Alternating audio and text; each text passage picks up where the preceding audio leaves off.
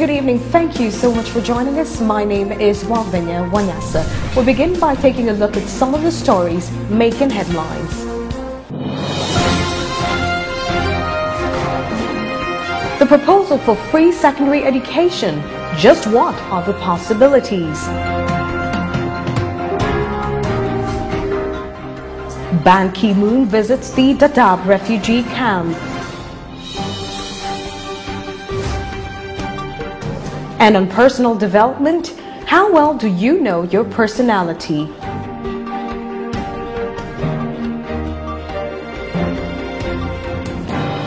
Welcome. Now, the government may soon introduce free secondary education as from next year if a report presented to President Uhuru Kenyatta is implemented. The report, compiled by a task force on secondary school fees, proposes January as the most opportune time to launch the strategy. Kenya has already received accolades from international organizations, including the United Nations for implementing free primary education, which was introduced during former President Mwai Kibaki's administration. The task force report that was presented to the head of state is aimed at ensuring equity and quality education for all Kenyan children. The task force was chaired by former Assistant Minister Kilemi Mwiria, who has since been appointed Presidential Advisor on Education. On new secondary schools, the task force recommends controlled and expansion of existing ones. It is indeed a good sign that the government is committed to addressing the education challenges in Kenya in line with the Millennium Development Goals and achieving the Vision 2030. Reporting for WTV, my name is Agnes Maina.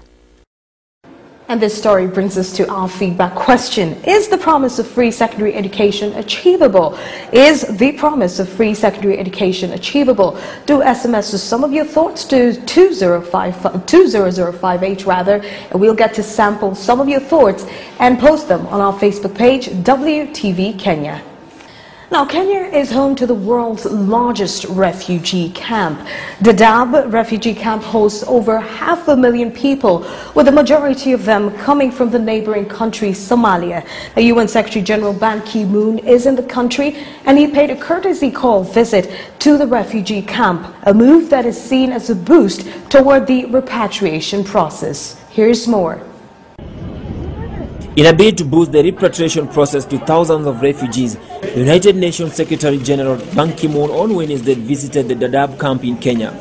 Our visit and our purpose of our world leaders is to help you return to your home country so that you can live with your family members and brothers and sisters.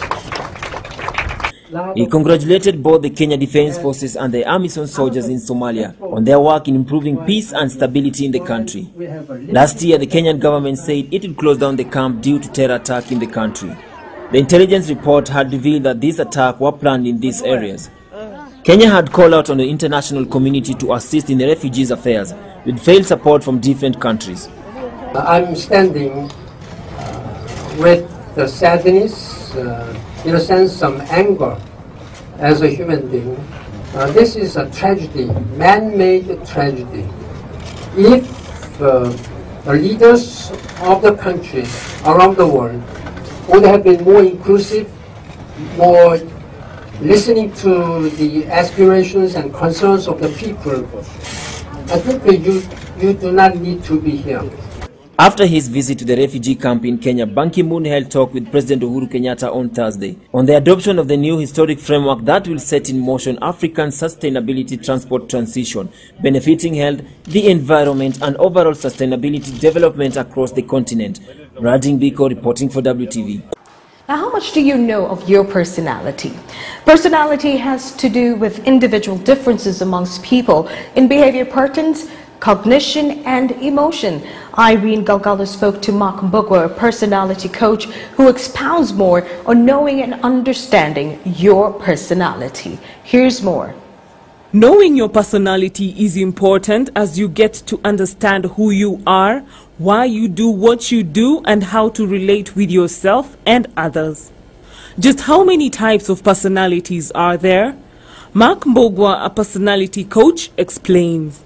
We have 4 main personalities, but they branch out to be 18.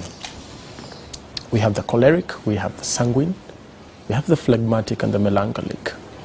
It's not possible to be in one, but it's possible to have one dominant. Let's say melancholic or sanguine. How can one know their unique personality, and just what are the unique character traits that one should look out for? Let's start with the melancholic. Melancholic is a thinker. His leadership style is in meticulous type of conversations. When you're dealing with this individual, it's important to be precise. It's important to be detail-oriented. So basically, that's their niche. We come with sanguine. Sanguine is the playful among the four. Is a thinker also, but a progressive. She is quite bubbly also. That's her work style. We also have the choleric. With this type of personality, we are having long-term thinking. We are having the here and now. An aggressive, a little bit aggressive personality. Finally, we do have the phlegmatic. This is the easygoing personality.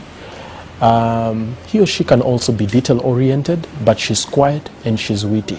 He further explains the importance of an individual's ability to know and understand their personality.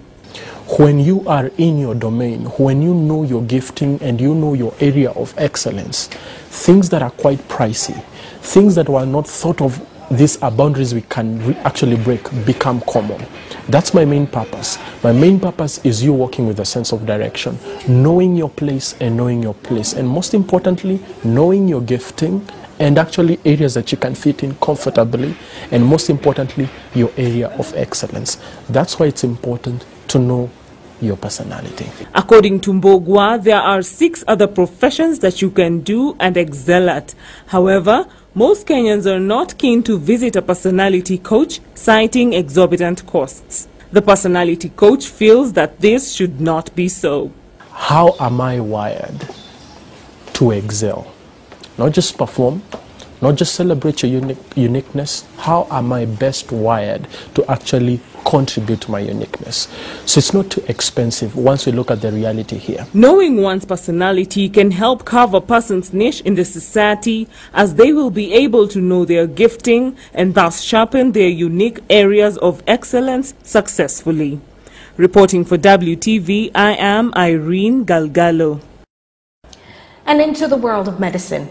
Antibiotics are powerful medicines that fight both minor and major common infections. However, overindulgence and misuse of the same is now threatening to create bacterial or resistant bacterial infections, a concern that needs to be addressed. The discovery of antibiotics has for the longest time helped avert several deaths related to bacterial infections. However, the misuse and abuse of the same is now threatening to create a catastrophe in future. According to the World Health Organization, if nothing is done about the trend, many common infections will no longer have a cure and once again could kill unabated. Irrational use of antibiotic is a global problem, with more and more children becoming victims by being continuously exposed to the drugs at a tender age by parents, worsening the already monstrous problem. Continuous exposure to antibiotics leads to the development of antibiotic-resistant bacteria, as in the case of drug-resistant TB in Kenya. As of end of last year, we had about 550 confirmed cases of MDR-TB in the country. So far, only about 230 of those diagnosed with MDR-TB have been put on treatment. And farmers are also culprits, as they give their cattle and poultry unnecessary doses of antibiotics, thus contributing to this cycle of abuse. And more often than not, the meal that ends up on our tables has traces of antibiotics. Each one of us has a role to play in preventing or decelerating antibiotic resistance. In essence, antibiotics should only be taken only when necessary and prescribed by medical personnel. Farmers, on the other hand, should consult qualified veterinary personnel before the use of any antibiotics on their animals. Recommended periods before slaughter or consumption of milk after animals are treated with antibiotics should also be strictly adhered to. Reporting for WTV News, I am Wavinya Wanyasa. Well, just to remind you on our feedback question, we're asking, is the promise of free secondary education achievable? Is the promise of free secondary education achievable? Do let us know via SMS. 20058 is the number, and we'll get to sample some of your thoughts and post them on our Facebook page, WTV Kenya. And finally, across the borders, Zambia's Guy's Court became Africa's first white head of state in 20 years on Wednesday after the President Michael Sata Elias King Cobra died in London hospital after a long illness. Scott, a Cambridge-educated economist born to Scottish parents, was Sata's vice president. He takes over as interim leader until an election in 3 months, making him the first white African leader since South Africa's F.W. de Klerk lost power to Nelson Mandela in the 1994 election that ended apartheid. Sata, an abrasive figure nicknamed King Cobra because of his venomous tongue, died on Tuesday in London, where he was receiving medical treatment. The cause of death was not immediately disclosed, but Sata had been ill for some time. Well, and that's it from our news desk. Do have yourselves a blessed evening. My name is Wavinya Wanyasa.